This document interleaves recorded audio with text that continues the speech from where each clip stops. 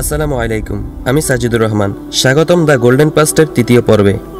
আজ আমরা ফিরে যাচ্ছি এক এমন সময়ের গল্পে যেখানে মানুষ জ্ঞান ভুলে গিয়েছিল আর পৃথিবী অন্ধকারে ডুবে গিয়েছিল শিরকের স্রোতে। এক নবী, এক নৌকা আর এক মহাপ্লাবন যা মানব ইতিহাসের মোড় ঘুরিয়ে দিয়েছিল। আজকের পর্ব হযরত নূহ আলাইহিস সালাম, ধৈর্যের নৌকা ও মানবতার নতুন সূচনা।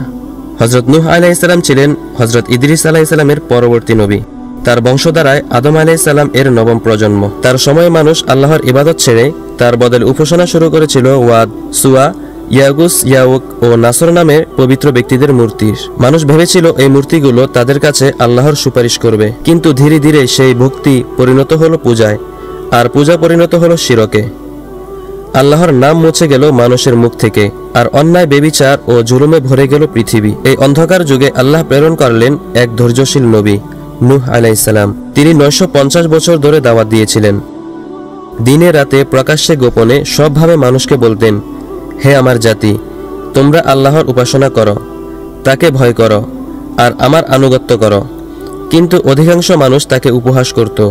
তারা বলতো, তুমি তো শুধু একজন মানুষ, তুমি নবী কি করে হতে পারো? কেউ কানে আঙ্গুল দিত, কেউ মুখ ফিরিয়ে নিত। নূহ আলাইহিস সালাম কখনো রাগ করতেন না। তিনি শুধু আল্লাহর কাছে প্রার্থনা করতেন, হে আমার প্রভু, আমি আমার জাতিকে ডেকেছি দিনরাত, কিন্তু তারা আমার ডাকে আরো দূরে সরে গেছে। তার নিজের স্ত্রী ও সন্তানদের মধ্যেও অনেকে ঈমান আনেনি। ভাবতে পারো, নবীর ঘরেও অবিশ্বাস।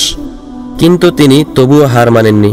তিনি বলতেন, আল্লাহ যাকে ভালোবাসেন তাকে পরীক্ষা করেন। অবশেষে আল্লাহ তাআলা নূহ আলাইহিস সালামকে বললেন, তুমি আমাদের তত্ত্বাবধানে একটি নৌকা তৈরি করো, আর যারা অন্যায় করেছে তাদের বিষয়ে আমার সঙ্গে কথা বলো না, তারা অবশ্যই ডুবে যাবে। তখন পাহাড়ের পাদদেশে, যেখানে কোনো নদীও ছিল না, নূহ আলাইহিস সালাম কাঠ কেটে পেরেক দিয়ে শুরু করলেন নৌকা নির্মাণ। মানুষ হাসতে লাগলো, হে নূহ, মরুভূমিতে নৌকা বানাচ্ছ কেন? কেউ পাথর ছুঁড়ত, কেউ উপহাস করত, কিন্তু নবী বললেন, তোমরা এখন হাসো, একদিন তোমরাই কাঁদবে।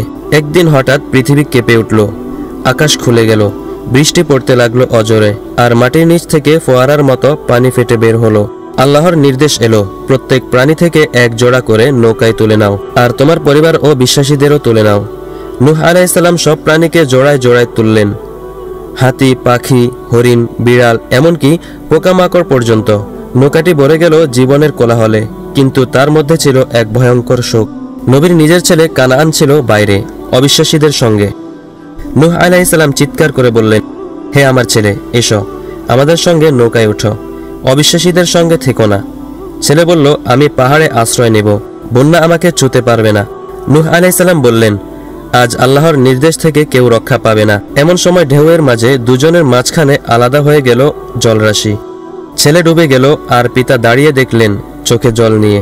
40 দিন 40 রাত বৃষ্টি হলো। তারপর আল্লাহ বললেন, হে পৃথিবী, তোমার পানি শুষে নাও, হে আকাশ, থেমে যাও। নৌকাটি থামল জুদি পর্বতে। নূহ আলাইহিস সালাম সিজদা করলেন আল্লাহর দরবারে। তিনি নতুন মানবজাতির সূচনা করলেন, আদম আলাইহিস সালামের পর দ্বিতীয় পিতা হিসাবে। হযরত নূহ আলাইহিস সালামের কাহিনী শেখায়, ধৈর্য হারিও না, সত্য বলো যদিও সবাই উপহাস করে। আল্লাহর উপর নির্ভর করো, কারণ তিনিই রক্ষা করেন। তিনি 950 বছর দাওয়াত দিলেন, তবুও ক্লান্ত হননি। তার নামের অর্থই হলো ধৈর্যশীল ব্যক্তি। এটাই নবীর সত্যিকারের অলৌকিকতা। একটি নৌকায় তিনি শুধু মানুষ নয়, মানবতার ভবিষ্যৎও বাঁচিয়েছিলেন। এই ছিল আজকের পর্ব, হযরত নূহ আলাইহিস সালাম, ধৈর্যের নৌকা ও মানবতার নতুন সূচনা। পরবর্তী পর্বে জানব হযরত হুদ আলাইহিস সালাম ও অহংকারী জাতি আদ এর পতনের কাহিনী। চ্যানেলটি সাবস্ক্রাইব করো আর থাকো দ্য গোল্ডেন পাস্টের সঙ্গে, যেখানে আমরা ফিরি অতীতের সোনালী ইতিহাসে। আল্লাহ হাফেজ।